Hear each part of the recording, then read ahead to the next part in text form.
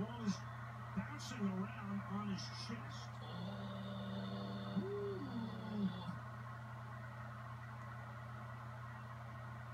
That was Peterson behind him. Johnson comes in. Johnson got his hand on the ball.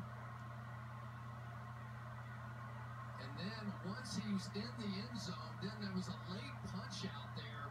I think he had control for a moment. And then it was Rashad Johnson. Is there control right there? And now Rashad Johnson comes in and punches it out. That's the way I would see that. Look at this throw. Unbelievable.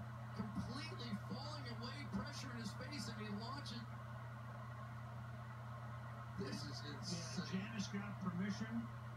There's a lot of discussion going on in New York right now.